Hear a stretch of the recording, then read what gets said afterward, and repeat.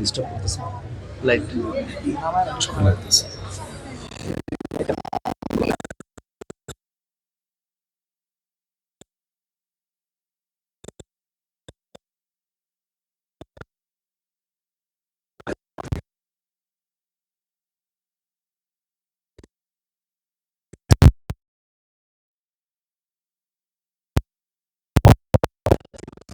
السلام عليكم ورحمة الله وبركاته. إن الحمد لله الأكرم الذي خلق الإنسان وكرم وعلمه من البيان ما لم يعلم فسبحان الذي لا يحصى امتنانه باللسان ولا بالقلم نشهد أن لا إله إلا الله وحده لا شريك له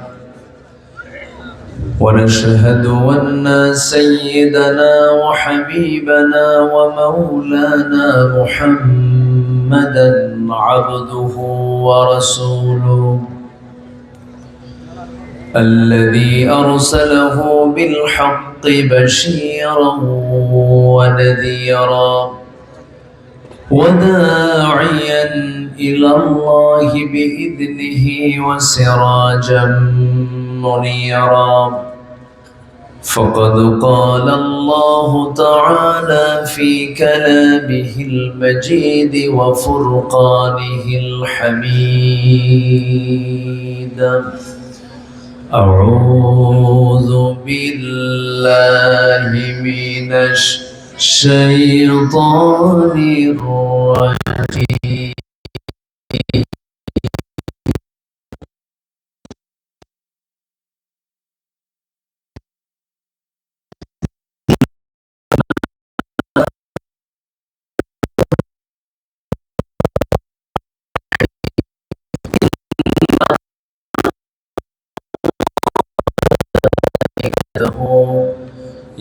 يصلون على النبي يا أيها الذين آمنوا صلوا عليه وسلموا تسليما اللهم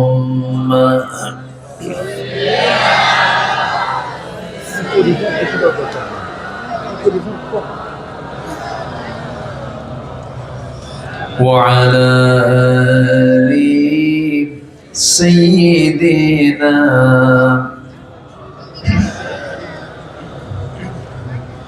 এটা আওয়াজ দিয়ে নবীর প্রেমে মাতোয়ারা হয়ে জবান খুলে জোরালো কণ্ঠে সবাই বলুন আল্লাহুম্মা সাল্লি আলা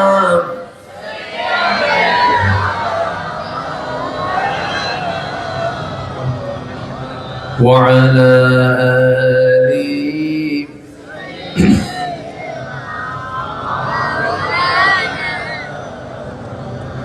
প্রাণের অধিক বেশি যার দাম রাহমাতাল লিল আলামিন জানো কি তোমরা তাহার নাম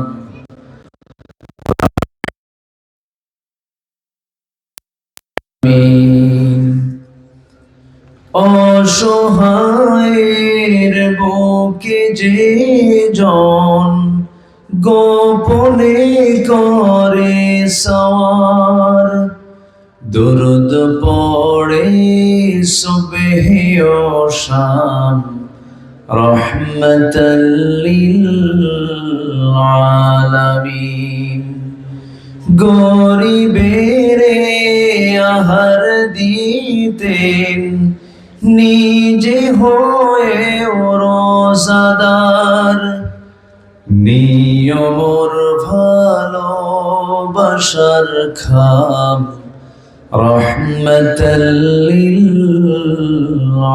আলামিন। জানো কি তোমরা তাহার নাম রহমাতাল লিল আলামিন। আল্লাহুম্মা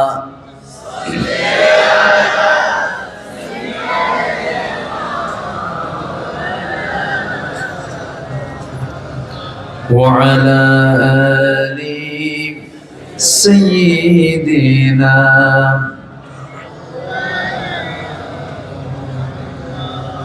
সবাই বলুন বালাগাল উলা বিকামালিহি কাশাফাত তুজা বিজামালিহি حسنت جميع خصاله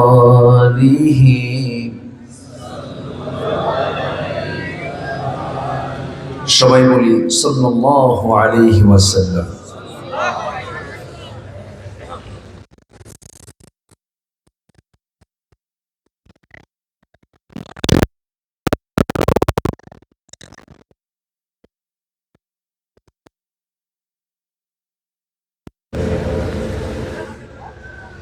দারুল কোরআন মডেল মাদ্রাসা মাহফিল ইন্তেজামি কমিটি কর্তৃক আয়োজিত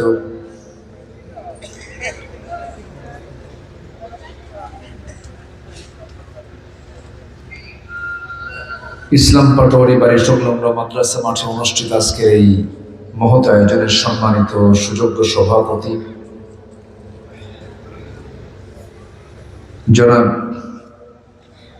আমিনুল্লাহ সাহেব, সাবেক চেয়ারম্যান নবীপুর ইউনিয়ন, আজকের এই মহৎ আয়োজনের সার্বিক পৃষ্ঠপোষকতায় আছেন রাজধন ব্রিক্স অ্যান্ড ম্যানুফ্যাকচারিং কোম্পানির সম্মানিত এমডি স্বত্বাধিকারী জনাব মাসুদুর রহমান কোম্পানি। আজকের এই মহৎ আয়োজনের বরেণ্য প্রধান মেহমান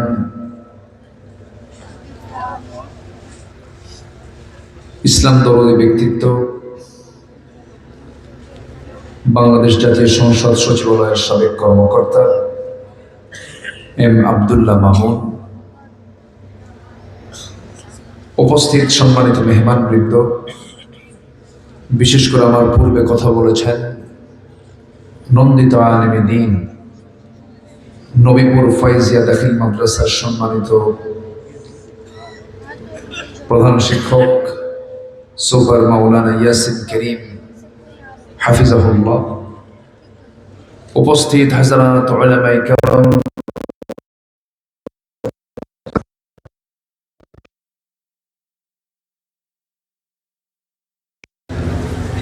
আজকের মাহফিলের প্রধান আকর্ষণ যাদেরকে নিয়ে আজকের এই সাজানো গোছানো বর্ণাঢ্য আয়োজন, তাওহীদের পতাকাবাহী, কালেমার ঝান্ডাবাহী, দ্বীন ইসলামের নরসারদুল বীর মুজাহিদ, প্রাণ প্রিয় সম্মানিত দ্বীনী ভাইরা, আড়ালে বসে আছেন শ্রদ্ধেয়া সম্মানিতা মা বোনেরা। আলোচনার সূচনায় আনুষ্ঠানিকতার মধ্য দিয়ে আমার পক্ষ থেকে আবারও দিল খোলা সালাম, আসসালামু আলাইকুম ওয়া রাহমাতুল্লাহি ওয়া বারাকাতুহু।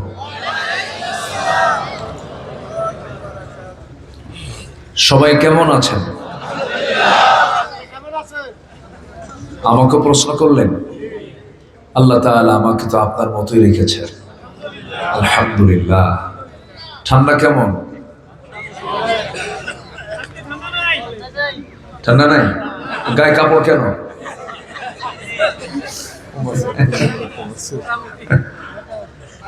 তো গায়ে কাপড় থাকাটা প্রমাণ করছে যে ঠান্ডা আছে। তবে হ্যাঁ, আজকে একটু অন্য দিনের তুলনায় একটু কম অনুভূত হচ্ছে। যে এই লাইটটা এটাকে অফ করা যায় না? একটা এটা একটু অফ করা যাবে, এটা চোখে খুব, হ্যাঁ মানে আমাদের দিকে লাইট টাইট ধরে রাখে, দেখে হুজুরের চোখটা কেমন মজবুত দেখি, চেক করে। এটা উপরে দিতে হয় যেন চোখে চোখে ডিরেক্ট যেন না লাগে।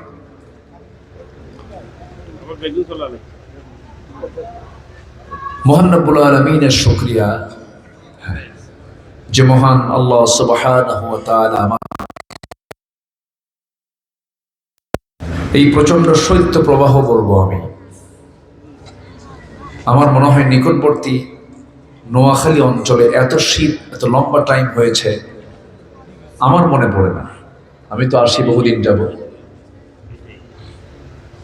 এই প্রচন্ড ঠান্ডার ভিতরে উপেক্ষা করে আমরা কোরআন শোনার জন্য, দিন বোঝার জন্য আসতে পেরেছি এমন সুন্দর বরকতময় জায়গায়। যে মনিব আমাকে আপনাকে আসার বসার তৌফিক দিলেন, সেই মহান জাল্লা শানহুর দরবারে আমরা সবাই লাখ কোটি শুকর আদায় করি। মুহাব্বাতান জোরালো কণ্ঠে বলে উঠছি আলহামদুলিল্লাহ। সবাই বলছে আল্লাহুম্মা ইন্নী আসআলুকা আল হুদা ওয়াত তুকা ওয়াল আফাফা ওয়াল গিনা। সবাই বলি আল্লাহুম্মা আইন্নি আলা যিকরিকা ওয়া শুকরিকা ওয়া হুসনি ইবাদাতিকা।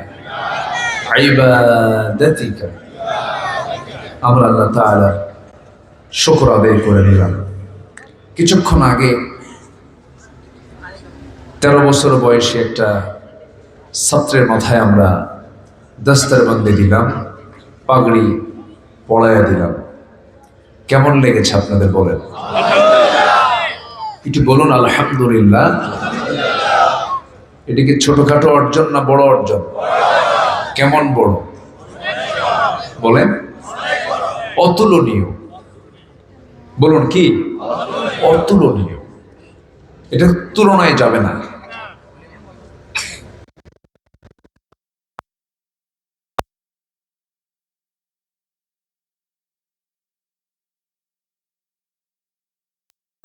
প্রথম দিকে কোরআন যখন নাজিল হয় আমার নবীর উপরে, আমার নবী যেটাকে মুখস্থ রাখার জন্য বারবার জিহবা নড়াচ্ছিলেন।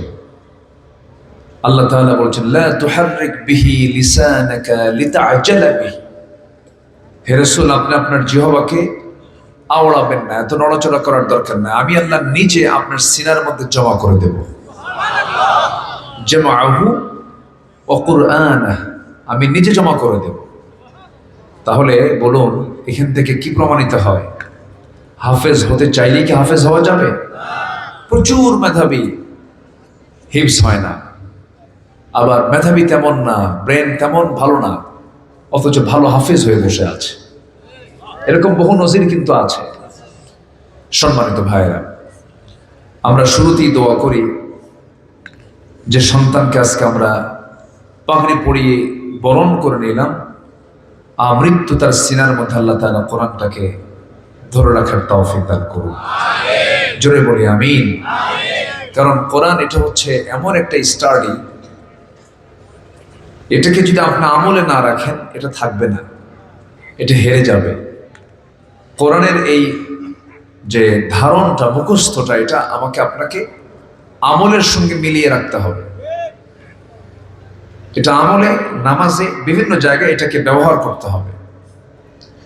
সম্মানিত ভাইয়েরা, আমরা দীর্ঘ সময় ধরে আপনাদের সবার সুপরিচিত ব্যক্তি, আমার অত্যন্ত কাছের আমার প্রিয় ভাই মাওলানা ইয়াসিন করিম, তিনি অত্যন্ত যুক্তি নির্ভর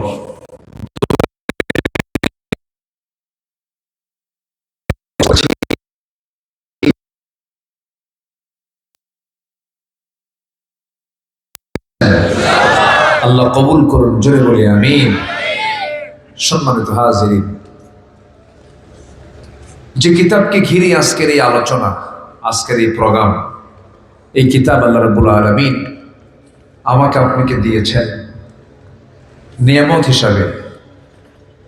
আল্লাহ তাআলা যত নিয়ামত বান্দাকে দিয়েছেন, আল্লাহ পাক বান্দাকে যত বরকতে ধন্য করেছেন। এর মধ্যে শ্রেষ্ঠ নিয়ামত হচ্ছে আল্লাহ তাআলা আমাকে আপনাকে বেস্ট একটা উপহার দিয়েছেন, তা হলো কালামে হাকিম, এই কোরআনটা আল্লাহ পাক আমাকে আপনাকে দিয়েছেন। যদি এই কিতাব যদি না থাকতো, আমি আল্লাহকে চিনতাম না, রসুলকে চিনতাম না, জান্নাত বুঝতাম না, জাহান্নাম বুঝতাম না। এটা এমন একটা ম্যাপ, যে ম্যাপে ভালো করে যদি সার্চ দেওয়া যায়, জান্নাত এবং জাহান্নামের অ্যাড্রেস এই কিতাবের মধ্যে খুঁজে পাওয়া যায়। জোরে বলে সুবহানাল্লাহ। এমন একটা জানালা এটা, যেটা খুললে পরেই জান্নাত জাহান্নামের দৃশ্যগুলো দেখা যায়। এবং আল্লাহকে যদি কেউ চিনতে চান, গোটা 3 ভাগের 1 ভাগ জুড়ে আল্লাহ পাক তার নিজের পরিচয় দিয়েছেন এই সূরার মধ্যে। 30 পারার 10 পারাই হলো কার পরিচয়? আল্লাহর পরিচয়। কারণ আমার আল্লাহকে আগে চিনতে হবে। আমার আল্লাহ কে? আমার আল্লাহ তো সেই আল্লাহ যিনি সংক্ষিপ্ত করে তার একটা পরিচয় তিনি দিয়েছেন। দেখবেন যে কোনো বই যখন কেউ লেখে, কবিদের সেই বইয়ের লেখক পরিচিতি থাকে না, লেখা থাকে না, শর্ট করে লেখা থাকে, পিছনে হোক সামনে হোক।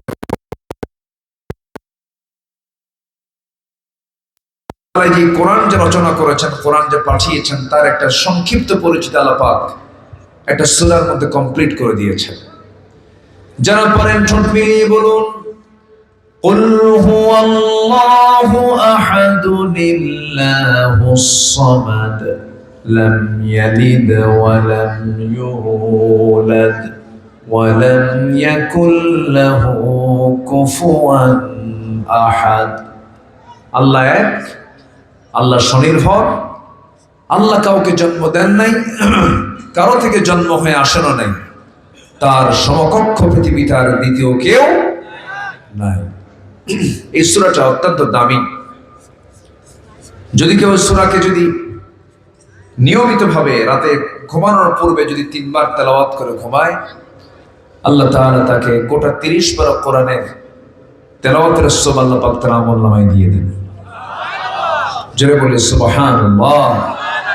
গোটা কোরআন পড়লে যে সওয়াব, আল্লাহ তাআলা সূরা ইখলাসের মধ্যে যে বরকতটা দিয়েছেন, 3 বার পড়লে সমান সওয়াব। কেন, কি জন্য? এই সূরাতে আল্লাহ রাব্বুল আলামিন তার সংক্ষিপ্ত একটা পরিচয় তুলে ধরেছেন। আমার আল্লাহকে আরেক জায়গায় আসছে, আল্লাহু লা ইলাহা ইল্লা হুয়াল হাইয়ুল কাইয়্যুম লা তা'খুযুহু সিনাতুন ওয়া লা নাওম লাহু মা ফিস সামাওয়াতি ওয়া মা ফিল আরদ। আমার আল্লাহকে হুয়াল্লাহুল্লাযী লা ইলাহা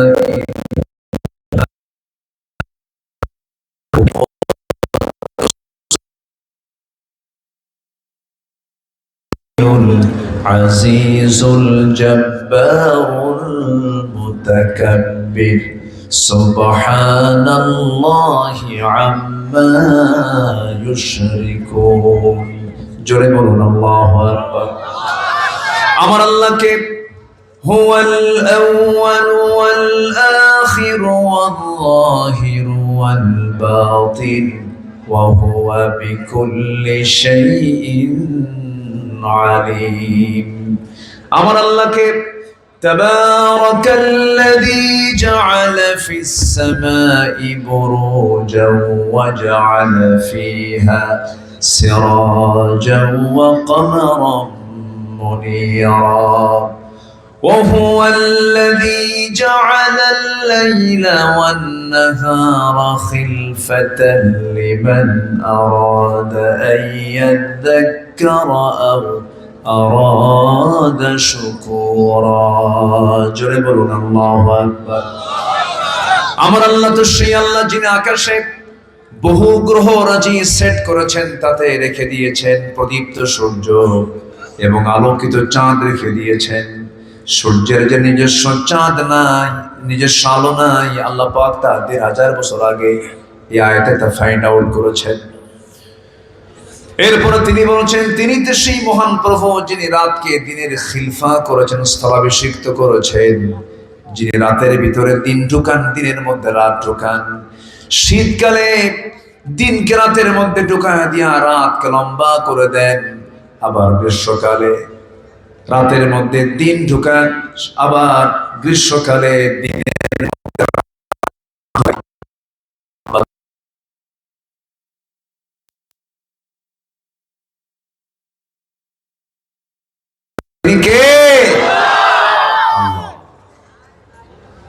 তিনি চিরস্থায়ী, তন্দ্রা যান না, নিদ্রাতে দূরেই থাকলো। ওয়ালা ইয়াউদুহু হিফযুহুমা, কোনো কিছুর সংরক্ষণে তার কোনো ক্লান্তিও নাই। যেরকম সুবহানাল্লাহ।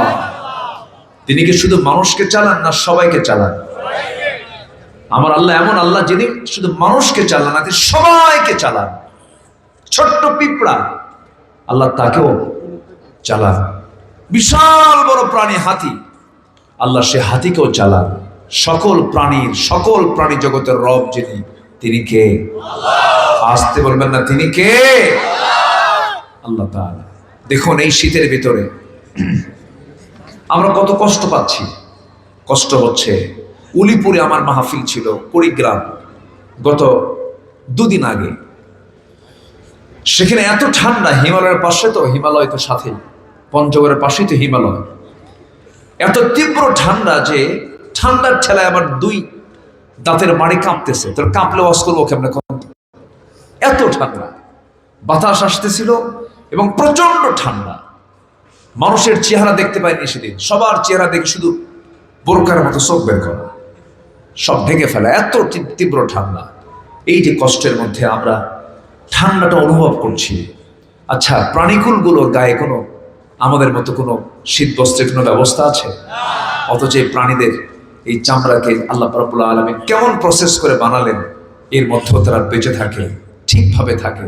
সুবহানাল্লাহ বলবেন না? জোরে বলে সুবহানাল্লাহ।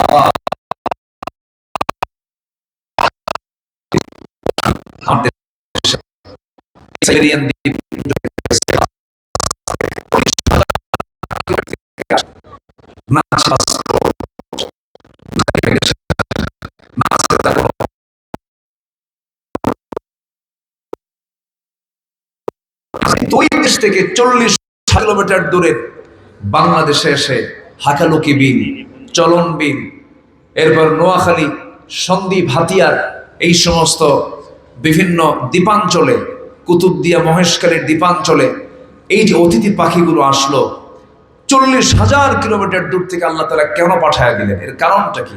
এর কারণ হলো প্রচন্ড শীত সেখানে। এত শীত নামে শুধু তাপমাত্রা তো নাই, -15, -20 যখন চলে আসে, রক্ত জমে প্রাণীগুলো মরে যাবে। আল্লাহ বলেন, পাখিগুলো তোমরা এই দেশে থাইকো না, আমি তোমাদেরকে জিপিআরএস ট্র্যাকিং দিয়ে দিলাম, তোমরা সোজা বাংলাদেশের চলন বিল, হাকালুকি বিল, সন্দ্বীপ, হাতিয়া, কুতুবদিয়া, মহেশখালীতে চলে যাও। সুবহানাল্লাহ বলবেন না? এটা জোরে বলুন সুবহানাল্লাহ। আল্লাহ রাব্বুল আলামিন কি বড় তিনি মালিক, কি বড় তিনি খালেক। ওই ছোট্ট পরিযায়ী প্রাণীকে আল্লাহ রাব্বুল আলামিন পাঠায় দিলেন, যাও, চলে যাও। সে কেমন করে আপনার 40,000 কিলোমিটার দূর থেকে দেশ চিনলো? এই দেশ চেনার উপায়টা কি? সে কেমন করে সে দিক নির্ণয় করলো?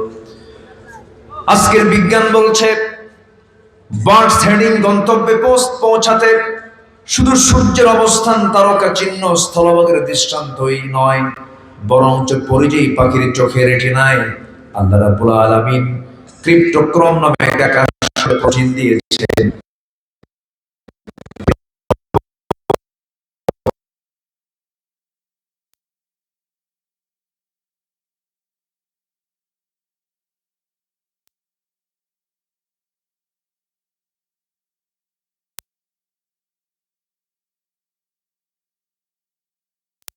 করে নাই। ঠিক যখন 6 মাস পর ওই দেশে যখন আবহাওয়া যখন স্বাভাবিক হয়ে যায়, এই দেশ থেকে এই পাখিগুলো আবার 40,000 কিলোমিটার এই দূরত্বে তারা সুন্দর করে তারা নিজের দেশে পৌঁছে যায়। সুবহানাল্লাহ বলা যাবে না? যেরকম সুবহানাল্লাহ। শুধু আমাদের জিপিএস নাই, ওদেরও জিপিএস আছে, ট্র্যাকিং আছে, কেমন করে চলতে হয় ছোট্ট একটা মাথার মধ্যে সব দিয়ে দিয়েছেন। জোরে বলি সুবহানাল্লাহ। এই প্রাণীগুলো কিন্তু চুপচাপ থাকে না, আল্লাহর নামের জিকিরের তাদের কোনো কমতি নাই।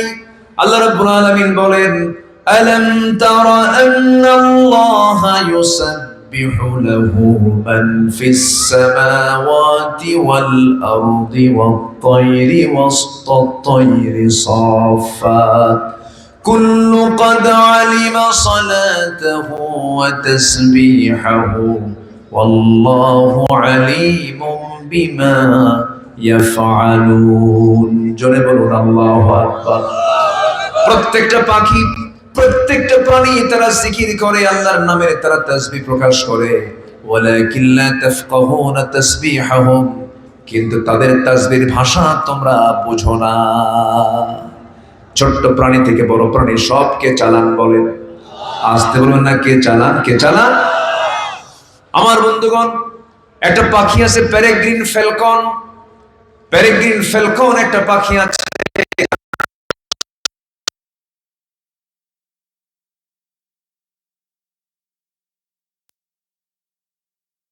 এখানে একটা পেরেগ্রিন ফ্যালকন পাখি আছে যে ঘন্টায় 400 কিলোমিটার পর্যন্ত উঠতে পারে। এত আস্তে সুবহানাল্লাহ বললেন? ঘন্টায় কত কিলোমিটার? 400 কিলোমিটার বেগে সে উঠতে পারে ঘন্টায়। কেমন করে সম্ভব? কি করে সম্ভব? লাঞ্চ তো ফেটে যাওয়ার কথা, কিন্তু লাঞ্চ তো ফটে না কেন?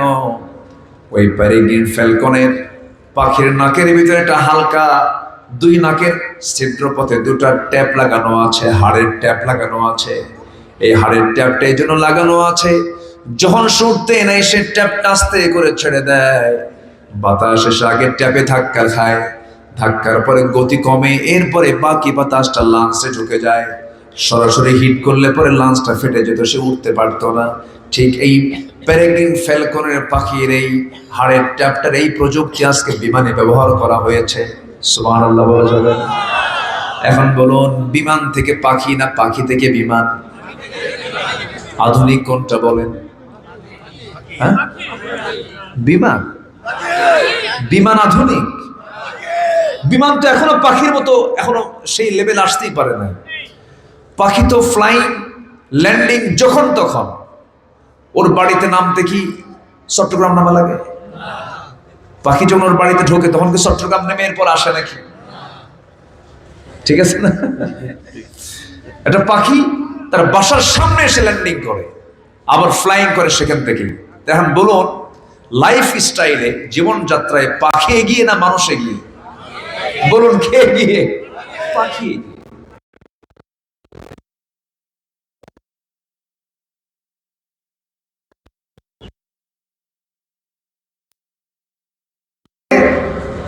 উত্তর আমার একবার মনে আছে, আমি 19 ঘন্টা লাগছিল, 19 ঘন্টা। একজন কইছে আল্লাহু আকবার, মানে আশ্চর্য হয়েছে। ঠিক আছে, উত্তর এয়ারপোর্ট থেকে জেদ্দা যেতে লাগে হলো 5 ঘন্টা। আর আমার দেশের, আমাদের শৃঙ্খলা এত সুন্দর, এত সুন্দর পরিচালনা পদ্ধতি, মাঝে মাঝে যাত্রাবাড়ি থেকে উত্তরা যেতে লাগে 19 ঘন্টা মাত্র। সম্মানিত ভাইয়েরা, পাখির কোনো জাম নাই, কোনো জাম লাগে না, কিচ্ছু লাগে না। যখন তার প্রয়োজন উঠলো, আবার সে ল্যান্ডিং করলো। সুবহানাল্লাহ বলা যাবে না ভাই? সম্মানিত ভাইয়েরা, ছোট্ট একটা প্রাণী আছে যেটার জন্য আমরা ভয় পাই। আচ্ছা, মশা পাখিকে, মশা মানুষকে ভয় পায় না মানুষ মশাকে ভয় পায়? বলেন, কে ভয় পায়, মশা না মানুষ? কি শক্তিশালী আমরা, তাই না? মশারি টাঙ্গায় কে? মানুষ। কার ভয়? মশার ভয়। জেলখানায় থাকি, মশা আসিস না তুই। ঠিক আছে, মোটামুটি কিসে থাকি? জেলখানা। চতুর্দিকে মশারি দিয়ে, তাও আবার কি দেখি যে তল দিয়ে সব ভালো করে লাগানো আছে কিনা। কিন্তু মশাকে আল্লাহ পাক কি শক্তি দিয়েছেন দেখেন।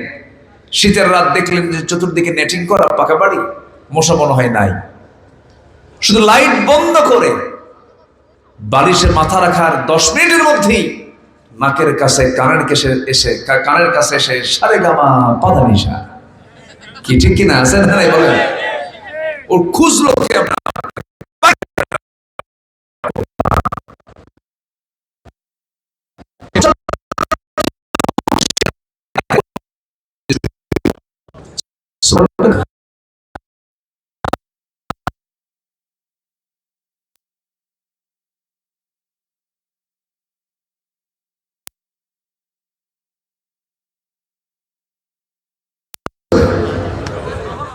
সুবহানাল্লাহ বলেন। মশার চোখকে রিসার্চ করে আধুনিক যে ড্রোন ক্যামেরা, ডিফেন্স ড্রোন, এগুলো সব মশার চোখকে রিসার্চ করে তৈরি হয়েছে। আর নাকের কাছে এসে যে ভন ভন করে, এটা কিন্তু তার মানে কণ্ঠের আওয়াজ নয়, ভোকাল করার আওয়াজ নয়, এটা হচ্ছে তার পাখার আওয়াজ। আজ পর্যন্ত পৃথিবীতে মশার দেহে যে মেশিন দিয়েছেন আল্লাহ তাআলা, অর্থাৎ যে তার পাখাটা নড়ায় প্রতি সেকেন্ডে, তার পরিমাণ হলো, প্রতি সেকেন্ডে তার পাখা নড়ায় হলো 400 থেকে 500 বার। আজ পর্যন্ত মশার গায়ে যে মেশিনটা আল্লাহ পাক দিয়েছেন, এমন মেশিন পৃথিবী থেকে আবিষ্কার করতে পারে না। যেরকম সুবহানাল্লাহ। আল্লাহ তাআলা মশার কথা কোরআনে বলেন নাই? বলেছেন। কাফেররা কয় মাযা আরাদাল্লাহু বিহাদা মাসালা, তোমার আল্লাহর কাজ নাই কামনে মশার কথা কোরআনে আসছে। দেখেন আজকে মশা নিয়ে কত গবেষণা চলছে। আল্লাহ রাব্বুল আলামিন কত আগে বললেন, ইন্নাল্লাহা লা ইস্তাহি আন ইয়াদরিবা মাসালান মা বাউদাতান ফামা ফাওকাহা। আমার বন্ধুগণ, এই মশাটা আল্লাহ রাব্বুল আলামিন কত আগে এই প্রসঙ্গ আল্লাহ রাব্বুল আলামিন কোরআনে তুলে ধরেছেন।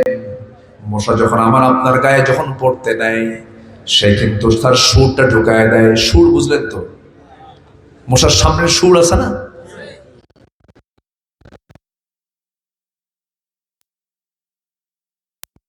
এই সুরটা যদিও চিকন দেখতে দেখা যায়, কিন্তু এর মধ্যে গবেষণা করে দেখা গেছে 6টা ডিপার্টমেন্ট নিয়ে একটা সুর, 6টা অংশ আছে। 6টা অংশ মিলে একটা সুর। প্রথম 2টা অংশ দিয়ে আগে করে কি, যখন কোনো বান্দার চামড়ায় যখন দেহে যখন পড়ে, সঙ্গে সঙ্গে 2টা অংশ দিয়ে, প্রথম 2টা অংশ দিয়ে চামড়াটা ফেলে ফেলে। চামড়া কিন্তু ফেলে ফেলে দেয়। আপনি তো লক্ষ্য করে দেখুন, আপনার দেহের ভিতরে রক্ত সে বের করে আনতেছে, আপনি টের পাচ্ছেন না। কত সূক্ষ্ম অপারেশন তার। আগে চামড়াটা ফেলে ফেললো, এরপরে পরের দিক 2টা অংশ দিয়ে সে কি করে, ব্লাড ভেসেল খুঁজতে থাকে। ব্লাড ভেসেল খুঁজে খুঁজে বের করে, শনাক্ত করে ফেলে খুব অল্প সময়ের ভিতরে। এরপরে করে কি, 5ম অংশ দিয়ে সে তার ওই চামড়ার ভিতরে আস্তে করে ব্লাড ভেসেল খুঁজে বের করে ওই জায়গায় কেমিক্যাল নিঃসরণ করে, অ্যানেস্থেসিয়া করার জন্য, অজ্ঞান করার জন্য। ওই চামড়া যেন অজ্ঞান হয়ে যায়, যেন না টের পাই কিছু ঢুকায় দিচ্ছে। কারণ টের পাইলে কি রিস্ক না? বিশাল রিস্ক তো। অপারেশন করবে, প্রথম 2টা অংশ দিয়ে আগে চামড়া ফেলে ফেললো, পরের 2টা অংশ দিয়ে ব্লাড ভেসেল খুঁজে বের করলো, 5ম অংশ দিয়ে সে কেমিক্যাল নিঃসরণ করে চতুর্দিকে অ্যানেস্থেসিয়া করলো, চতুর্দিকে অজ্ঞান করে ফেললো। অজ্ঞান করার পরে 6ঠম অংশ দিয়ে আস্তে আস্তে করে সে তার হুলটা ফোটায় দিল, একদম গভীরে চলে গেল। পরিমাণ মতো সে রক্তগুলো শুষে আনলো, পরিমাণ মতো এনে সে চট করে চলে গেল। 10 মিনিট আপনি টের পেলেন না, 15 মিনিট পর দেখা গেল চুলকায় কেন রে? অ্যানেস্থেসিয়ার মেয়াদ শেষ হয়ে গেছে, কেমিক্যালের মেয়াদ শেষ হয়ে গেছে। এরপরে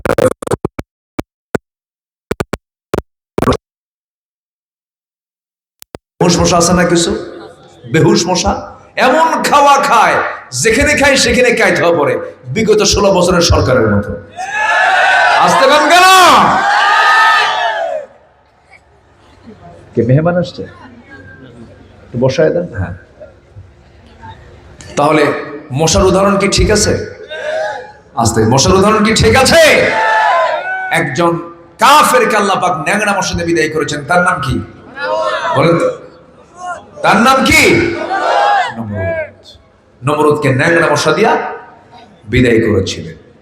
তাহলে এই যে প্রাণীকুলগুলো সব এগুলো কে দেখেন? কে দেখেন? আর এই যে মশাটা তার হুল ফুটায় যে এই ডিপার্টমেন্ট রক্ত যে চুষে আনলো, এটাকে রিসার্চ করে আজকে তৈরি করেছে mosquito inspired syringe, painless needles. একটা আধুনিক একটা সিরিঞ্জ তৈরি হয়েছে যা এই মশার সুরকে গবেষণা করে আবিষ্কার করেছে। সুবহানাল্লাহ বলবেন না? আল্লাহ তাআলা সকল সৃষ্টি নাড়াচাড়া করেই আজকে আধুনিক দুনিয়াতে আধুনিক কিছু যন্ত্রপাতি আমরা দেখতে পাচ্ছি। এগুলো মানুষের নয়, মূলত কার সৃষ্টির নাড়াচাড়া? বলুন কার সৃষ্টি? কার সৃষ্টি? আল্লাহর সৃষ্টি। বান্দা যদি সব বানাতেই পারতো, একটা চাল বানান, 100 গ্রাম পানি বানান, তৈরি করেন দেখি, একটা চাল তৈরি করেন, একটা ভুট্টা তৈরি করেন। আছে ক্ষমতা কারো? পৃথিবীর কারো ক্ষমতা আছে? ক্ষমতা কার? আসতে পারেন ক্ষমতা কার? আল্লাহ পাকের। সে আল্লাহ রাব্বুল আলামিন বলেছেন, বান্দা আমি সেই আল্লাহ, যে আল্লাহ শুধু আমি তোমার রব নই, আমার পরিচয় হলো যারা পারেন ঠোঁট মিলিয়ে বলুন আলহামদুলিল্লাহ।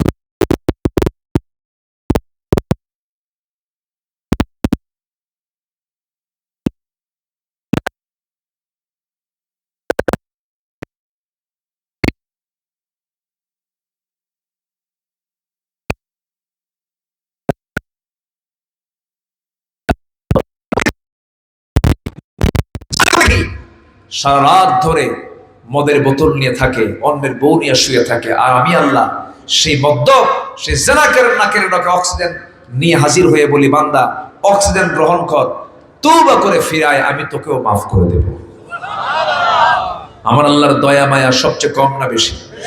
একটা প্রশ্ন করবো আপনাকে, বলুন তো, আল্লাহ আমাকে বেশি ভালোবাসেন না আমি আল্লাহকে বেশি ভালোবাসি?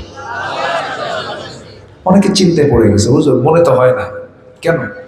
কই বাড়িতে 4টা মেয়ে, ওই বাড়িতে 4টা ছেলে, আর আমার বাড়িতে 4টা মেয়ে, আল্লাহ আমার ভালোবাসলো কেমনে? আল্লাহ যদি ভালোবাসতই তাহলে ওই রহিমউদ্দিনের বাড়ির 4 ছেলের 2 ছেলে আমার বাড়িতে ঢুকায় দিয়া, আমার বাড়ির 2 মেয়ে ওই বাড়ির মধ্যে ঢুকায় দিলি তো সমান সমান অঙ্ক মিলে যেত। দেখেন অঙ্ক মিলাচ্ছে, আছে কিনা এরকম? আছে? এরকম আছে না? আসল অঙ্ক কে জানেন? আজ থেকে না, কে জানেন? আমার নবীর 4টা ছেলে ছিল। কয়টা ছেলে ছিল? 4টা ছেলে। সিরাত গ্রন্থে এসেছে, কেউ বলেছেন 3টা, কেউ বলেছেন 4টা ছেলে ছিল। 4 ছেলে কি জীবিত ছিল? আচ্ছা, দেওয়ার পরে টেনে নিয়ে যাওয়া কষ্ট কম না আরো বেশি? বেশি। বিশ্বনবীর পরিবারে 4টা ছেলের সন্তান শৈশবে বিদায় হয়ে গেল। আম্মা জান আয়েশা সিদ্দিকা রাদিয়াল্লাহু আনহা, এমন কোন নারী কি পৃথিবী তার দ্বিতীয়টা কখনো আসবে? তার কয়টা মেয়ে ছিল, কয়টা ছেলে ছিল বলেন? তার কি কোনো বাচ্চা কাচ্চা ছিল?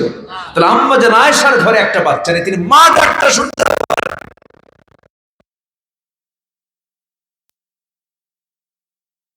আমার নবীজির 4টা ছেলে হওয়ার পর 4টাই মরে গেল। আমার নবী কি ব্যর্থ? না। ঈসা আলাইহিস সালাতু ওয়াস সালাম একজন নবী ছিলেন। কি ছিলেন? তার কি সন্তানাদি ছিল? না। কখনো মনক্ষুণ্ণ হওয়া যাবে না। আল্লাহ বান্দাকে যা দিয়েছেন তার উপরই প্রশান্তি নিয়ে থাকতে হবে, জিকির যেন কখনো বাদ না পড়ে। একটা বিষয় মাথায় রাখবো, আমরা কেউ যতটুকু না ভালোবাসো, আমার আল্লাহ আমাকে সবচাইতে বেশি ভালোবাসেন, আর আমার দায়িত্ব হলো সকল কিছুর চাইতে আমার আল্লাহকে আমার সবচেয়ে বেশি ভালোবাসতে হবে। আল্লাহ রাব্বুল আলামিন বলেন, ওয়াল্লাযীনা আমানু আশাদ্দু হুব্বান লিল্লাহ, ঈমানদার যারা তারা সবচাইতে বেশি মহব্বত করবে আল্লাহকে। আজকে আমার আলোচনার সাবজেক্ট হলো আল্লাহ কাদেরকে ভালোবাসেন, আল্লাহ কোন ধরনের বান্দাগুলোকে ভালোবাসেন। আমি এই পয়েন্ট আজকে আমি কিছু কথা বলতে চাচ্ছি। আল্লাহ সবাইকে তো ভালোবাসবেন না। আল্লাহ তাআলা কোরআনে অনেকের কথাই বলেছেন, তবে 8 ধরনের মানুষকে আল্লাহ রাব্বুল আলামিন ভালোবাসেন। 8 ধরনের, এর মধ্যে আমি একটা ধরনও কিন্তু বলি না। 8টা শ্রেণীর মধ্যে 8টা শ্রেণী একটা একটা করে আজকে বলবো। আমাকে সময় দেওয়া যাবে তো? যাবে তো? কিন্তু এই দিক থেকে এত পানি পড়ে কেন? পড়ছে, আমি তো ভিজে যাচ্ছি, আমি আর মুরব্বি ভিজে যাচ্ছি, প্রচুর পানি পড়তেছে, দেখি একটু, হ্যাঁ একটু বেশি করে দিই না, যা আছে কপালে দেখি 2 ঘন্টা যেন চলে থাক। সম্মানিত ভাইয়েরা, আজকে ঠান্ডার তীব্রতা কম। আল্লাহ তুমি আমাদেরকে অতি গজব থেকে, অতি ঠান্ডা থেকে, অতি গরম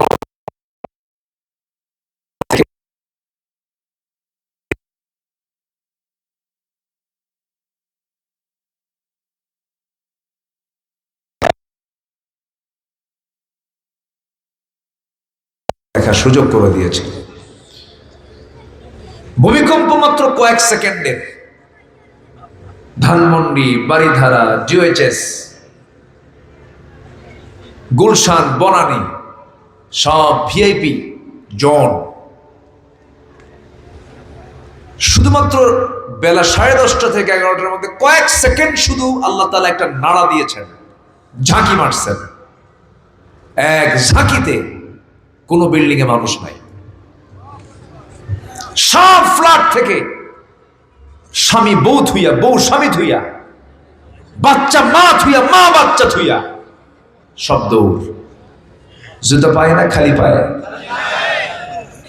গায়ে কাপড় চোপড় ছিল তো, ছিল লুঙ্গি আর গেঞ্জি, লুঙ্গি আর গেঞ্জি, সব বের হয়ে রাস্তায় দাঁড়ায় আছে। এখন সব হয়ে গেছে ভিআইপি ফকির, ভিআইপি কি রাস্তায় নেমে আছে। আচ্ছা বলুন তো, এই যে সব দৌড় মারলো কার ভয়ে? কি কয় এটা?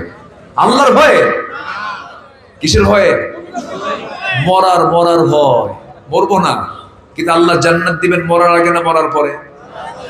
মরার যদি ভয় করেন তাহলে তো লক্ষণ আপনি জান্নাত নেবেন না। কি কথা বোঝেন? মরার যে ভয় করে তার তো লক্ষণ সে জান্নাত চায় না।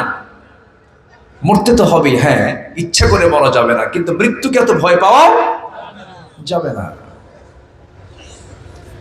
মরলে তো জান্নাত পাওয়া যাবে, না মরলে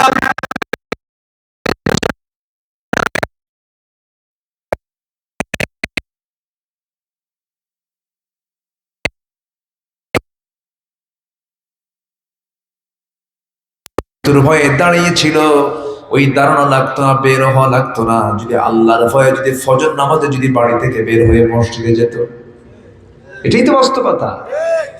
ভূমিকম্প কখন হয়, এই আযাব গজব গুলো কখন হয়? যখন বাদ্যযন্ত্র পরিমাণ বেড়ে যাবে, জিনা বেড়ে যাবে, সুদ বেড়ে যাবে, বান্দার হক নষ্ট করা বেড়ে যাবে, জুলুম বেড়ে যাবে, এই সমস্ত অপকর্ম যখন বেড়ে যাবে, গজব নাযিল করবেন। চিল্লায় বলুন কে? এই ভূমিকম্প যেন না হয়, এই জন্য আল্লাহ রাব্বুল আলামিন, আগে এত পাহাড় ছিল না, আল্লাহ যখন দুনিয়া মানুষের বসবাসের উপযোগী করে দিলেন, মাঝে মাঝে পাহাড়গুলো বানায় দিয়েছেন। কেন? পেরেকের মতো। ওয়াল জিবালা আওতাদা, পেরেকের মতো করে পাহাড় দিয়েছেন। বলুন তো আমার দেশে কোন বিভাগে সবচাইতে পাহাড় বেশি? হ্যাঁ, সব নিয়ামত আপনারা নিয়ে বসে আছেন, বলি আলহামদুলিল্লাহ। কোন বিভাগে সবচাইতে পানি বেশি? সমুদ্র কোন অঞ্চলে? সমুদ্র কোন অঞ্চলে? তাও তো কয় না, সব তো আপনারাই নিয়ে বসে আছে, আলহামদুলিল্লাহ। কন নদীতে কয় পানি থাকে? সমুদ্রে বেশি পানি। বঙ্গোপসাগর কোন বিভাগ? চট্টগ্রাম। পাহাড় বেশি চট্টগ্রাম, সমুদ্রের পানি বেশি চট্টগ্রাম, এবং নিয়ামতে ধন্য বেশি চট্টগ্রাম, এবং ব্যবসা বেশি কোন গ্রাম বলেন? সব সব আপনারাই নিয়ে আছেন, বলি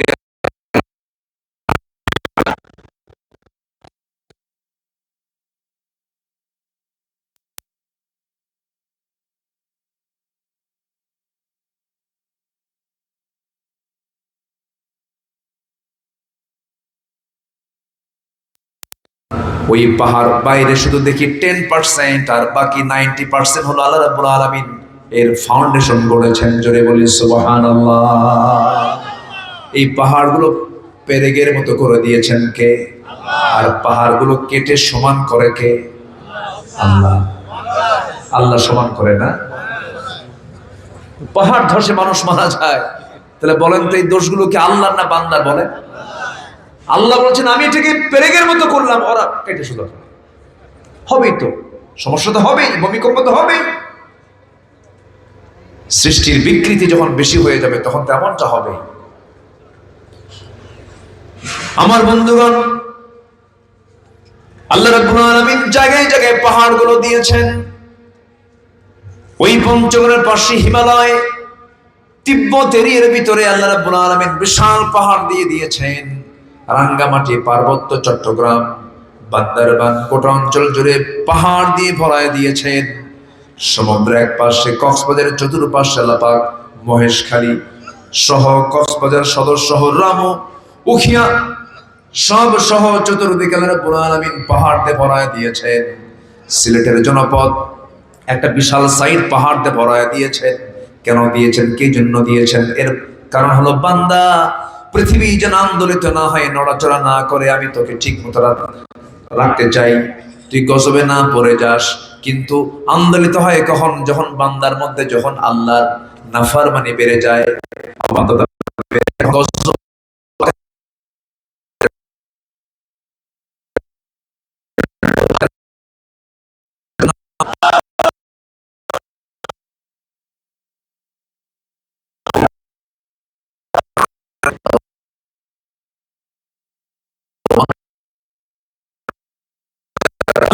বলেন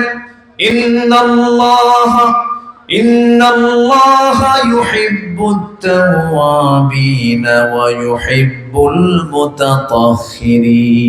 জোরে বলুন আল্লাহু আকবার। আল্লাহ রাব্বুল আলামিন এক নম্বরে যারা তওবা করে তাদেরকে ভালোবাসেন। আমরা গুনাহ করেছি, গুনার পরে যদি অনুশোচনা করে, যদি মাফ চাই, আমাকে মাফ করবেন কে? আমাকে মাফ করবেন কে? তওবা করলে পরে আল্লাহ পাক খুব বেশি খুশি হয়ে যান। যে নবীর জীবনে একটা গুনাহ ছিল না, মাসুম বাচ্চার মতো যিনি ছিলেন, তিনিও সারা দিনে রাসূল নিজে বলেছেন আমি 100 বারেরও বেশিবার তওবা করি, তোমরা তওবা করো।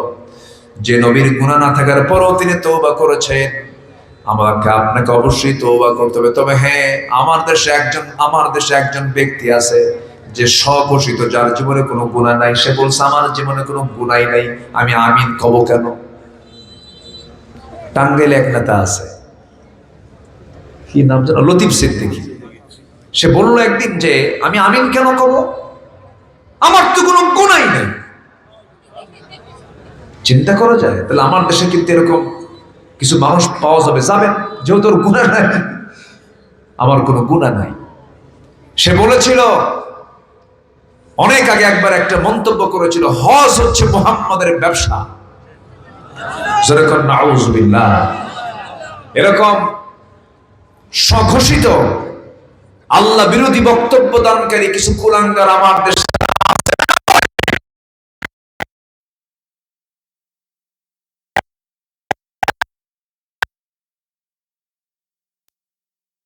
ইসলাম নিয়ে বাজে কথা বললে তাদেরকে ফাঁসির মঞ্চে ঝুলিয়ে মারা হবে।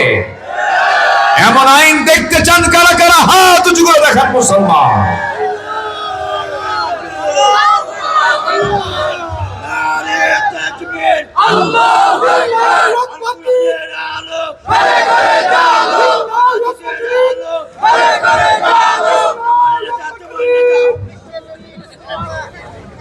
কাম সারছে, একটু বসেন, আমি কি আলোচনা চালাবো? তুমি থামো, তুমি চুপচাপ থাকো। আরেকজন দেবে স্লোগান, কেমন? ঠিক আছে, খুব হাসি খুশি মানুষ, আল্লাহ তুমি তাকে সুস্থ করে দাও, জোরে বলি আমিন। আমরা যাদেরকে নিয়ে একটু হাসি তামাশা করি, একটু পাগল অথবা একটু অটিস্টিক যারা থাকে, জানেন আমার আপনারা অনেক আগে তারা জান্নাত পেয়ে যাবে। বলি আলহামদুলিল্লাহ। যারা মনে করেন যে আল্লাহ আমার ঘরে তুমি এরকম একটা অসুস্থ বাচ্চা দিলা, অসন্তুষ্ট কখনো হবেন না। জানেন ওই সন্তানটা আপনার নাজাতের কারণ হয়ে যেতে পারে, কখনো মন খারাপ করা যাবে না। আল্লাহ তুমি ভাইটাকে সুস্থ করে দাও, জোরে বলি আল্লাহুম্মা আমিন। দোয়া করে দিলাম, ওকে, এখন চুপ, ওকে। একবার এক মাহফিলে, কোথায় যেন এক মাহফিল ছিল আমার, এরকম এক প্রতিবন্ধী, পাশে চেয়ার ফাঁকা, হাজার হাজার মানুষ সামনে বসা, ও এসে চেয়ারে বসে গেল। দেখছেন কিনা আপনারা জানি না, দেখছেন না আপনারা? দেখছেন অনেকে চেয়ারে বসে গেল, রাতের বেলা দেখে সানগ্লাস লাগাইছে আবার। এদেরকে কখনো ধমক দেওয়া যাবে না। আমি তাকে বসায় রেখেই কথা বললাম। সব তো কমিটির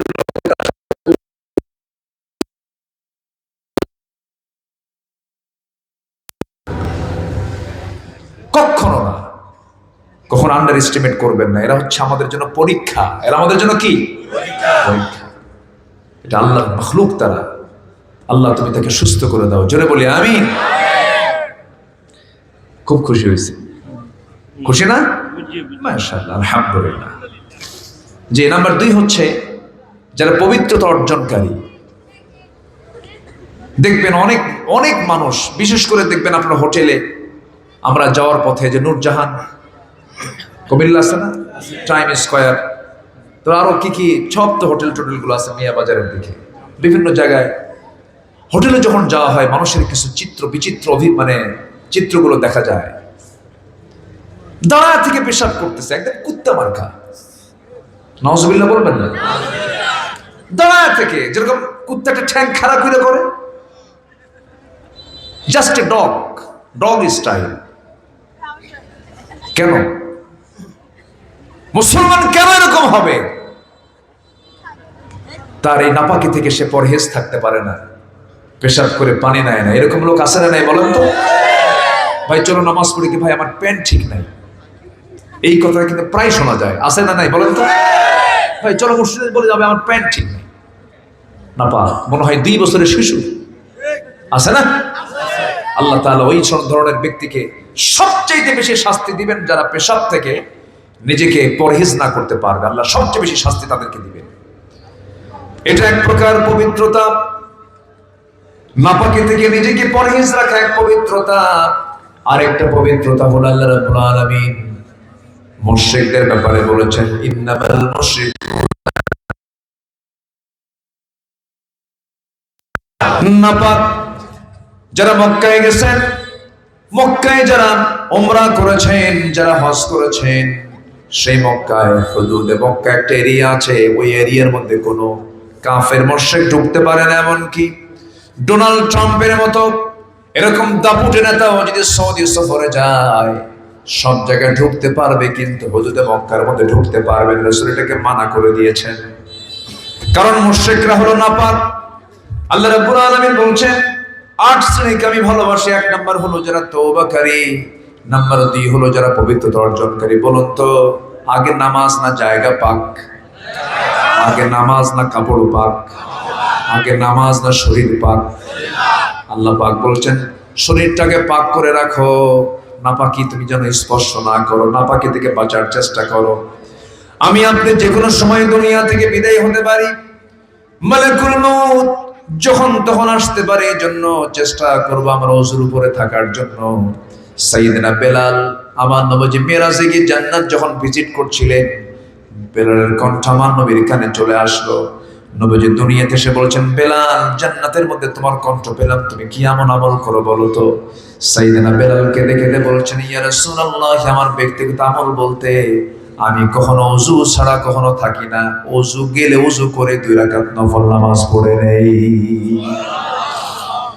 দেখবেন ওযুর উপরে থাকলে পরে, নাপাক মুক্ত থাকলে পরে দেখবেন শরীরটা বড় ঝরঝরে মনে হয়, ফ্রেশ মনে হয়।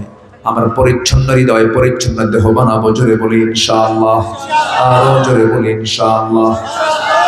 নাম্বার 3 হলো আল্লাহ কাকে ভালোবাসেন? আল্লাহ রাব্বুল আলামিন বলেন, ইন্নাল্লাহ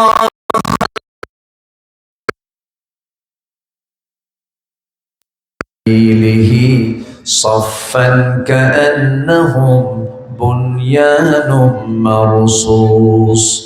আল্লাহ রাব্বুল আলামিন ওই সমস্ত বান্দাগুলোকে ভালোবাসেন যারা আল্লাহর পথে সংগ্রাম করে, শিশালা প্রাচীরের মতো একতাবদ্ধ হয়ে যারা সংগ্রাম করে। আমার বন্ধুগণ, নামাজ তো মুনাফিকও পড়ে, রোজা তো মুনাফিকও রাখে, হজ তো মুনাফিক করে, দান সাদকা মুনাফিকরাও করে। মুনাফিকরা সব কিছু করতে পারলেও কিন্তু আন্দোলন করতে গিয়ে, সংগ্রাম করতে গিয়ে মুনাফিকরা কখনো সামনে যায় না, বরঞ্চ বিরোধিতা করে। ঠিক কিনা? এমন মহল আছে না নাই? জিহাদের গুরুত্বটা কি আল্লাহ রাব্বুল আলামিন কেন ভালোবাসেন?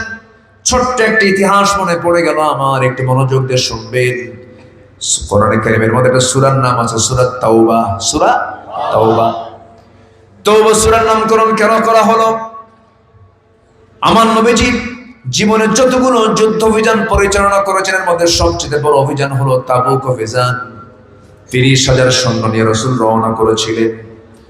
30,000 সৈন্য নিয়ে রোমানদের বিরুদ্ধে যুদ্ধ পরিচালনা করবেন, কিন্তু তাবুক থেকে আবার ফিরে আসলেন, যুদ্ধ হলো না। মদিনায় তিনি এসে আমার নবীজি মসজিদে নববীর মধ্যে ঢুকলেন।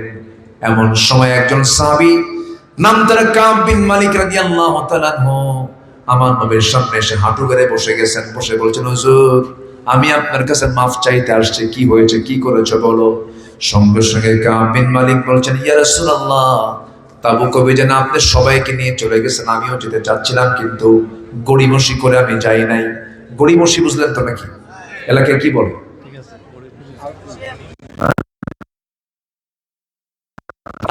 ঠিক আছে।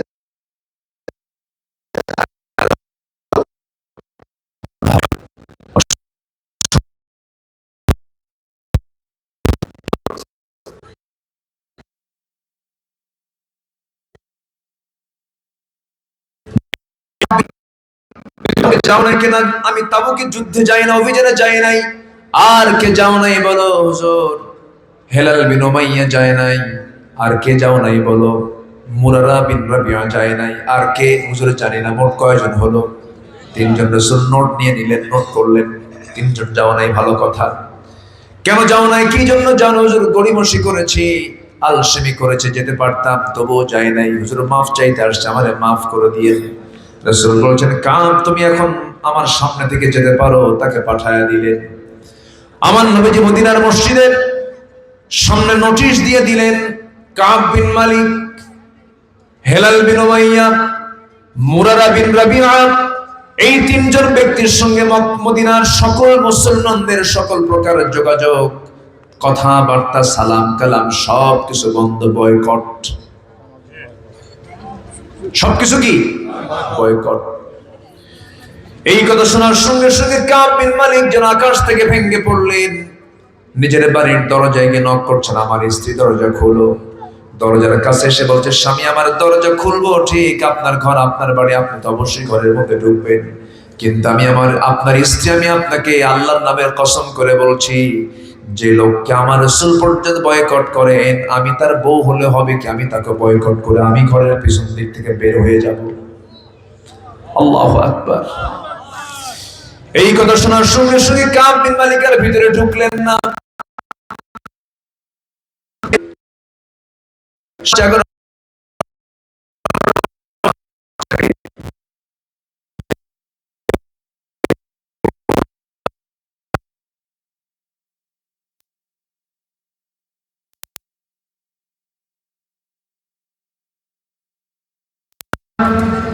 সত্তর বছরের বুড়া মানুষ যখন তার কানে চলে গেছে রাসূল তার বিরুদ্ধে বয়কটের ডাক দিয়েছেন, উনি করলেন কি, ঘর থেকে একটা দড়ি নিলেন, দড়ি নিয়ে চলে আসলেন মদিনা মসজিদের সামনে। এসে মসজিদের সামনে একটা খুঁটি দেখলেন, খুঁটিতে তিনি তার দড়ি বাঁধলেন। এক সাইডে দড়িটা খুঁটির সঙ্গে বেঁধে, দড়ির অনেক প্রান্ত দিয়ে নিজের হাত দুইটা নিজের স্বেচ্ছায় বেঁধে সবাইকে বলছে, হেলালের মতো পোড়া কপাল কে আছে যার বিরুদ্ধে আল্লাহর পয়গম্বর বয়কটের ডাক দিয়েছেন। নিজের হাত স্বেচ্ছায় বেঁধে রাখলেন। শেষ পর্যন্ত দেখা গেল তার হাতে দাগ পর্যন্ত পড়ে গেছে, ঘা পর্যন্ত হয়েছে। মুরারা বিন রাবিআ গর্তের মধ্যে, পাহাড়ের গুহার মধ্যে সেজদায় পড়ে পড়ে কাঁদতে কাঁদতে বেকারার হয়ে যাচ্ছে। এই 3 জন ব্যক্তি আল্লাহর দরবারে তওবা করতে লাগলেন। 40টা দিন পার হয়ে গেছে, চোখের পানি ফেলতে ফেলতে সব বেকারার হয়ে গেছেন।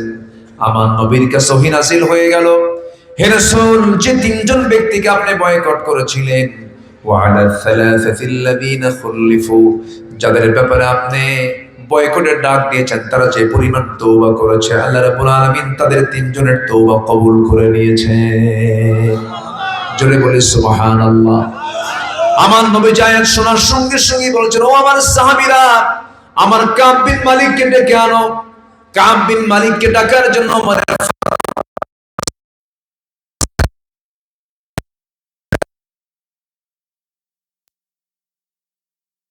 রাসূল রাখেন, সেই ব্যক্তির খবর আমরাও রাখি না। আল্লাহু আকবার বলেন। আমার নবীজি কাব বিন মালিককে জড়িয়ে ধরে কেঁদে বলছেন, কাব, আমি তোমাকে মাফ করিনি, কিন্তু আল্লাহ তোমাকে মাফ করেছেন।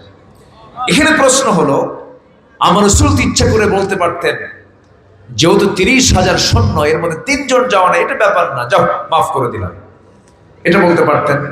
অথবা তিনি বলতে পারতেন, কাব বিন মালিক, যেহেতু যুদ্ধই হয় নাই, গেছিলাম বিনা যুদ্ধে ফেরত আসলাম, এটি কোনো ব্যাপার না, যাও আমি তোমাকে মাফ করে দিই। রাসূল কি মাফ করেছেন? করেননি। তাহলে এখান থেকে বোঝা গেল যে জিহাদের গুরুত্ব অবশ্যই আছে না নাই, এবং এটার অবহেলা করলে তার পরিণতি কি হতে পারে, এটাও এই ইতিহাসের মধ্যে শিক্ষা আছে না নাই? আছে। আল্লাহ তাআলা বলছেন, আল্লাহর পথে যারা সংগ্রাম করবে আমি তাদেরকে খুব ভালোবাসি। জোরে বলেন সুবহানাল্লাহ। নাম্বার 4 হলো, আল্লাহ রাব্বুল আলামিন বলেন, আমাকে যারা বিশ্বাস করবে, আমার প্রতি যারা ভরসা রাখবে, তাওয়াক্কুলকারী যারা, আমি তাদেরকে ভালোবাসি। আল্লাহ রাব্বুল আলামিন বলেন, ফাইদা আযামতা ফাতাওয়াক্কাল আলাল্লাহ ইন্নাল্লাহা ইউহিব্বুল মুতাওয়াক্কিলিন। জোরে বলুন আল্লাহু আকবার। আমার প্রতি ভরসা রাখবে, আমার জিকির সর্বক্ষণ করবে। তোমার জিহ্বা আমি আল্লাহ সিক্ত রেখে দিয়েছি আমার জিকির করার জন্য, তোমার চোখ আমি দিয়েছি আমার সৃষ্টি দেখার জন্য, তোমার কান আমি দিয়েছি ভালো কিছু শোনার জন্য। আমার নামের জিকির একটা সেকেন্ডের জন্য কখনো বাদ দিবা না বান্দা, কারণ আমি তোমাকে 1 সেকেন্ড ভুলে যাওয়া। কারণ আল্লাহ রাব্বুল আলামিন শক্ত একটা আয়াতে বলছেন, ومن أعرض عن ذكري فإن له معيشة ضنكا ونحشره يوم القيامة أعمى قال رب لم حشرتني أعمى وقد كنت بصيرا। জোরে বলুন আল্লাহু আকবার। একটু কান লাগান, খুব গুরুত্বপূর্ণ একটা কথা বলতে চাচ্ছি, একটু মনোযোগ দিয়ে শুনবেন। জিকিরটা কি? যে বান্দা আমার জিকির থেকে, আমার কোরআন থেকে, আমার নামাজ থেকে, আমার স্মরণ থেকে যে বান্দা নিজেকে গুটিয়ে রাখবে, আমি তাকে হাসরের দিন অন্ধ করে তুলব, দুনিয়ার জীবনটা আমি তার জন্য সংকীর্ণ করে দেব। আমার বন্ধুগণ, এটা কার ওয়াদা? আসতে বলবেন না, কার ওয়াদা? চলে যাচ্ছেন? বসেন, আর একটু সময় একসঙ্গে দোয়া করে দেবো তো ইনশাআল্লাহ। একটু বসেন। সবাই যদি চলে যান তাহলে তো আমারও তো যাওয়ার ইচ্ছা আছে, আমিও তো যাব। আমি কি শেষ করে দেব? আলোচনা চালাই, জোরে বলি ইনশাআল্লাহ। অনেক সুন্দর মানুষ আপনারা, আমি খুব খুশি আলহামদুলিল্লাহ। এই শীতের ভিতরে আপনারা যে এসেছেন, এই তো বিশাল ব্যাপার। মানে এই আসার জন্য সবাইকে পুরস্কার দেওয়া দরকার, বুঝলেন? এটা বিশাল ব্যাপার। কিন্তু এটা এই ঠান্ডা ঠান্ডা মাটিতে বসে আছে। জি মাশাআল্লাহ, মাশাআল্লাহ বলি আলহামদুলিল্লাহ। বেরিতে হওয়া যায় না, এত ঠান্ডা, কুয়াশা পড়ছে। সম্মানিত ভাইয়েরা, একটু মনোযোগ দিয়ে কথাটা শোনেন। জিকিরটা কি? সাইয়েদনা ওমর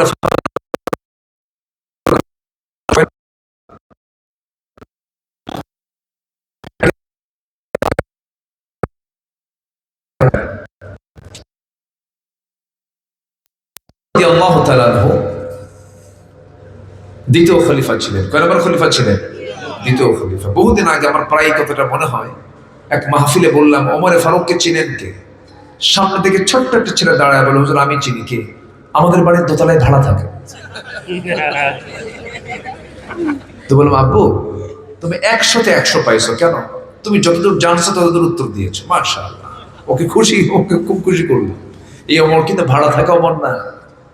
এই ওমর হচ্ছে সে ওমর যে ওমরের হুঙ্কারে কাফিরদের শিবির থরথর করে কাঁপতো। ওমর, আল্লাহু আকবার বলো। সবাই হিজরত করেছেন রাতের আধারে, ওমর ফারুক হিজরত করেছেন দিনের আলোতে।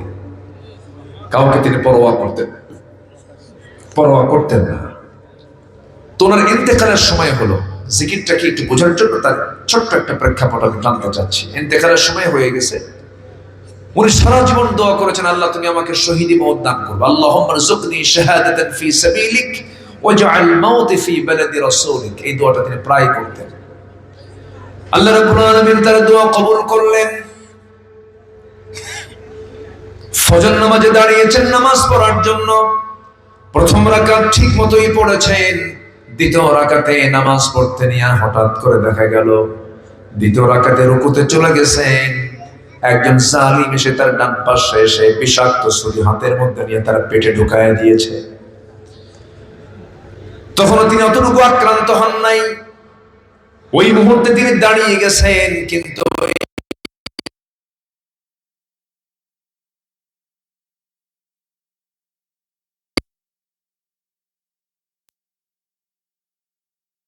চাকু দিয়ে দুটো স্টেপ মেরেছে, দুটো আঘাত মেরেছে, একবার ঢুকায় আবার ঢুকিয়েছে।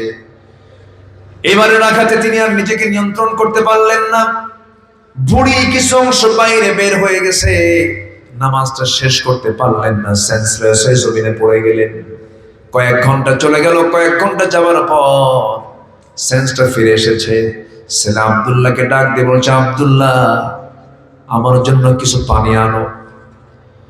আব্দুল্লাহ ভেবেছেন পানি চাচ্ছেন, আব্বা তাড়াহুড়ো করে এক গ্লাস পানি এনে বলছে, আব্বা এই যে পানি, পান করুন। ওমরে ফারুক বলছেন, তুমি আমার জন্য কিসের পানি আনছো? পান করার জন্য? না না, পান করব না, আমার তো ফজর এখন আদায় হয় না, ওযুর পানি নিয়ে আসো। জোরকান সুবহানাল্লাহ। এটার নাম কি? জিকির। বলেন এটার নাম কি? বলেন ওযুর পানি নিয়ে আসো। ওযুর পানি যখন নিয়ে আসা হলো, কষ্ট করে তিনি ওযু বানালেন, গামছা দিয়া পেটটা বাঁধলেন, ভরিটা বেঁধে ফেললেন, দাঁড়িয়ে পড়ার চেষ্টা করলেন, পারলেন না, ইশারা করে বসে বসে নামাজটা পড়লেন। আব্দুল্লাহর চোখের পানি দেখে বলছে, কলিজার টুকরা সন্তান, কাঁদো কেন? তুমি আমার জন্য কেন কান্নাকাটি করছো? আব্বা আপনি আহত, রক্তাক্ত, আমি কাঁদবো না কেন?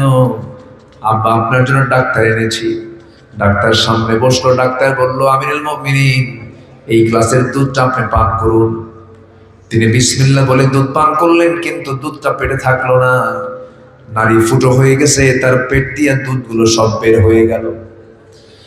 ডাক্তার বলে ফেললেন, ইন্না লিল্লাহ, আমার সব চেষ্টা শেষ, আমি আর পারলাম হলো না। ওমরে ফারুক এই কথাটা শুনে মুস্কি মুস্কি হাসি মেরে বলছেন, ডাক্তার তুমি আমাকে বাঁচাবা কেমনে? কারণ আমার আল্লাহ আমার নাকের মধ্যে জান্নাতের ঘ্রাণ ঢুকাইয়া দিয়েছে। আমি দুনিয়া থেকে বিদায় নিয়ে নেব, আমি যে কোনো মুহূর্তে দুনিয়া থেকে বিদায় হয়ে যাব। ডাক্তার চলে যাও। ডাক্তার যখন চলে যাচ্ছিল, সেই সময় দেখতে পেলেন ডাক্তারের পাজামার কাপড় গিরার নিচে। কিসের নিচে? বলেন গিরার নিচে। তিনি একটা হাদিস বর্ণনা করে বলছেন, ডাক্তার চিকিৎসা করতে আসছো, একটা তোমাকে সতর্ক করে দেয়। আল্লাহ রাসূল বলেছেন, যে ব্যক্তির পাজামার কাপড় গিরার নিচে থাকবে, সে ওইটুকু অংশ তার জাহান্নামে জ্বলবে, আল্লাহ পাক তার দিকে তাকাবেন না। তাড়াতাড়ি পাজামার কাপড় তোলো। চিন্তা করে দেখুন, বুড়ি বের হয়ে গেছে পেট থেকে, সেই সময় তার দাওয়াতি কাজ বন্ধ হয় নাই, নামাজের কথা বলেন নাই। এটা হলো কার জিকির? বলেন আসতে বলবেন না, কার জিকির? আল্লাহর জিকির। ওমরে ফারুক রাদিয়াল্লাহু আনহু এবার দুনিয়া থেকে বিদায় নেওয়ার সময় হয়ে গেছে। আব্দুল্লাহকে ডাক দিয়ে বলছেন, আব্দুল্লাহ রে, আমার তো মৃত্যুর সময় হয়ে গেল, কিন্তু আমার তো বড় শখ, আমি নবীর পাশে ঘুমাবো, নবীর পাশে আমি আমার দাফনের সমস্ত কার্যটা আমার নবীর পাশেই হবে। কিন্তু নবীর পাশের যে জায়গাটুকু আছে এখন, এটা হচ্ছে আম্মা জান আয়েশা সিদ্দিকার জায়গা। সে যদি জায়গা না দেয়, আমি সেই জায়গায় যাবো কেমনে? আব্দুল্লাহ আমার পক্ষ হয়ে তুমি যাও, আমার ব্যাপারে তুমি প্রস্তাব দিয়ে দাও, দেখি আম্মা জান আয়েশা কি করে। আমার নবীর কবরের পাশে সাইয়েদনা আবু বকর শুয়ে আছেন। ওমরে ফারুক তার ছেলেকে পাঠালেন, গিয়ে সালাম জানিয়ে বলছে, আব্বা জান আমাকে পাঠিয়েছেন এমন প্রস্তাব নিয়ে। আম্মা জান আয়েশা সিদ্দিকা চোখের পানি ফেলতে ফেলতে বলছে, আরে জগৎ বিখ্যাত একজন শাসক, তিনি আমার কাছ থেকে একটা ছোট্ট জায়গা আবদার করেছেন, আমি কেমন করে মানা করি? আমি আয়েশা আমার ঘরের জায়গাটুকু অবশ্য।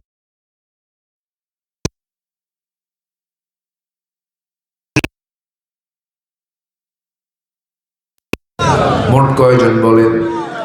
যারা নবীর কবর জিয়ারা করেছেন, তিনটা কবর পাশাপাশি আছে, ওই ঘরটা ছিল আম্মা জান আয়েশা সিদ্দিকার ঘর। তিনজন সেখানে শুয়ে আছেন। আমার বন্ধুগণ, আল্লাহ পাক আমাকে কয়েক মাস আগে নিয়েছেন, বহুবার গিয়েছি, মাস তিনেক আগে একবার গিয়েছিলাম। অনলাইনে রাউদাতুম মিন রিয়াদিল জান্নাহে ঢুকতে হয়। ছোট্ট ছেলে আমার পাশে ছিল, সাথে ছিল। বললাম বাপ চলো যাই। রাত ৩-৪ দিকে রওনা করলাম।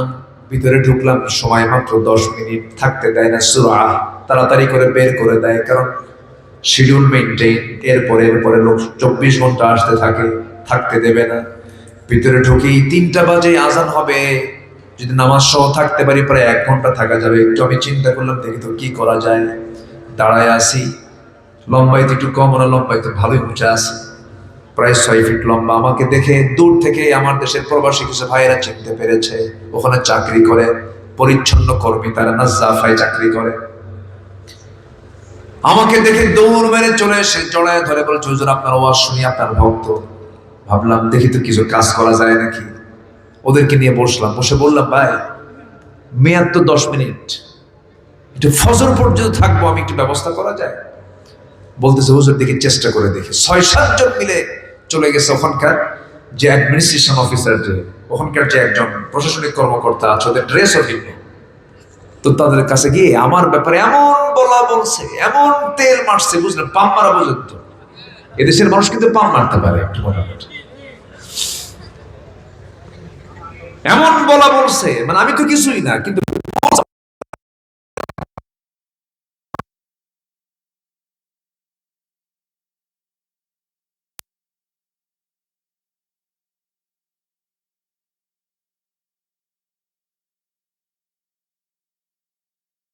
সঙ্গে যে দেওয়ালের পরেই যে বসার জায়গা, প্রথম কাতারে, প্রথম জায়গাতে, প্রথম সেজদার জায়গাতে ওনারা আমাকে ধরে বসায় দিলেন। বসলাম। একটা জমজমের ইনটেক পানির বোতল আমাকে দেওয়া হলো। আমি এখনো ওটা ইনটেকে রাখছি বাসায়, খুলি নাই, রেখে দিয়েছি। আচ্ছা, এটা দিল। এরপরে আতর লাগায় দিল, জমজমের পানি, আতর, আর হচ্ছে খেজুর দিল। কিছু খেজুর আমাকে দিয়ে একটা মুসকে হাসি মেরে, আর খালি চুমা খায় ওরা, বুঝলেন, হাত পায়ে না, হাতে মুখে সব জায়গায় চুমা টুমা খেয়ে আমাকে বসায় দিলেন। আমি বসে আছি। বাম দিকে আমি তাকানো মাত্রই দেখতে পাচ্ছি আমার নবীজির কবর মাত্র 3 থেকে 4 হাত দূরে। এটা ফাঁকা আছে, দেখা যাচ্ছে। ডান দিকে তাকালি দেখা যাচ্ছে হচ্ছে আমার নবীজির মিম্বার। মা বাইনা বাইতি ওয়া মিম্বারি রাওদাতুম মিন রিয়াদিল জান্নাহ, আও কামা ক্বাল আলাইহিস সালাতু ওয়াস সালাম। ওইটুকু অংশ হলো জান্নাতের টুকরা দুনিয়ার। আমি এতটা আবেগ আপ্লুত হলাম। আমার মনে হচ্ছিল কি জানেন, যে আমার নবীজির গায়ের ঘাম যেন আমার নাকে এসে ধাক্কা মারতেছে। আমি সেদিন দোয়া করেছি, আল্লাহ মালাকুল মউত আসবে একদিন, বিআইয়াউদিন তামুত, যে জমিনে থাকো না কেন তোমাকে মরতে হবে। আল্লাহ, যেদিন আমার মালাকুল মউত আসার তারিখ হবে, তার একদিন আগে তুমি আল্লাহ আমাকে মদিনায় পৌঁছায় দিবা। আমি এই দোয়াটা করেছি। সম্মানিত ভাইয়েরা, পৃথিবীতে দুটো ভালোবাসা,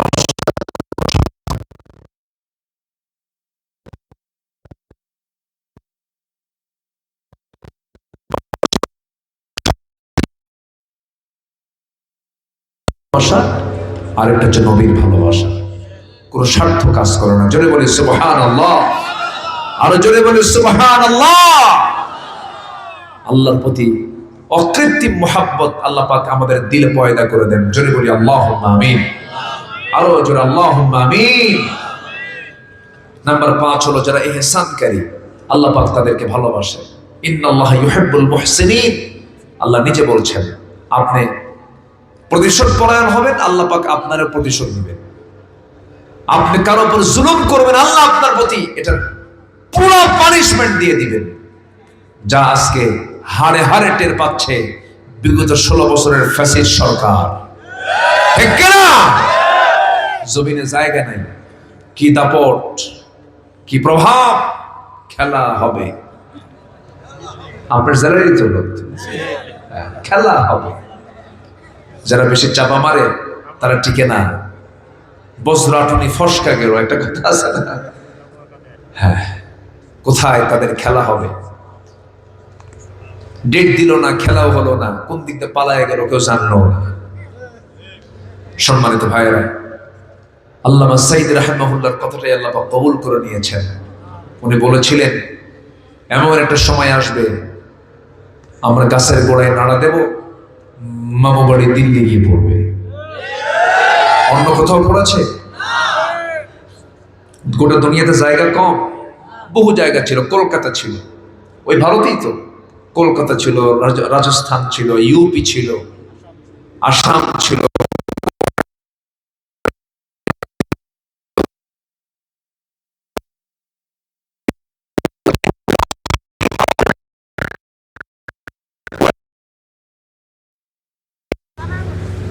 একটা বিষয় ক্লিয়ার, কান খাড়া করে শোনেন, জুলুম দিয়ে কেউ টিকতে পারবে না, ঠিক কিনা? এবং বাংলাদেশে আর নতুন করে কোন ফ্যাসিস্ট তৈরি হওয়ার সুযোগ কেউ পাবে না। কারণ প্রজন্ম জেগে উঠেছে, প্রজন্মরা তাদের পালস বুঝতে পেরেছে। প্রজন্ম সব ইয়াং জেনারেশন, তারা বুঝতে পেরেছে যে কোথায় নাড়া দিতে হবে, কোথায় কি করতে হবে। অর্থাৎ পূর্বের ছলচাতুরের রাজনীতি প্রত্যাহার করুন, ওগুলো বাদ দিয়ে স্বচ্ছতা সমাজ সেবকের মানসিকতা নিয়ে সামনে আসুন, নচেত জনগণ আপনাকে ধিক্কার দিয়ে আবার ওই লাইনে পাঠায় দেবে, ঠিক কিনা? আল্লাহ তুমি যুব সমাজকে সচেতন থাকার তৌফিক দিয়ে দাও, চরিত্রকে সুন্দর রাখার তৌফিক দিয়ে দাও। নাম্বার 6, ন্যায় পরায়ণ যারা হবে আল্লাহ পাক তাদেরকে ভালোবাসেন। নাম্বার 7, যারা মুত্তাকি তাদেরকে ভালোবাসেন। নাম্বার 8 হচ্ছে যারা সবরকারী, ইন্নাল্লাহা আল্লাহু ইউহিব্বুস সাবিরিন। তারপরে ইন্নাল্লাহা ইউহিব্বুল মুত্তাকিন, আরেকটা হচ্ছে ইন্নাল্লাহা ইউহিব্বুল মুকসিতিন। আল্লাহ তাআলা এই 8 শ্রেণীকে ভালোবাসেন। আল্লাহ পাক এই 8 শ্রেণীর কাতারে আমাদেরকে শামিল করুন, জোরে বলি আল্লাহুম্মা আমিন। আমার মাসুদ ভাইয়ের জন্য সবাই দোয়া করবেন। দুদিন আগে ওনার ছোট্ট একটা দুর্ঘটনা, বাইক থেকে পড়ে গেছেন না, বাইক থেকে পড়ে গিয়ে ওই পায়ের গিরার কাছে না, গিরার ওখানে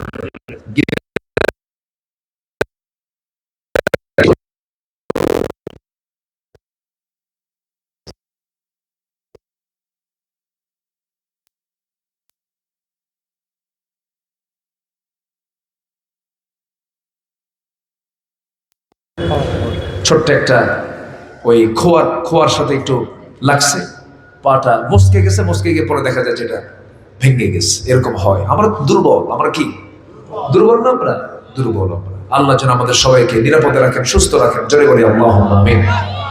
এই তীব্র শীতের কথা না, যতটুকু কথা হয়েছে বলি আলহামদুলিল্লাহ।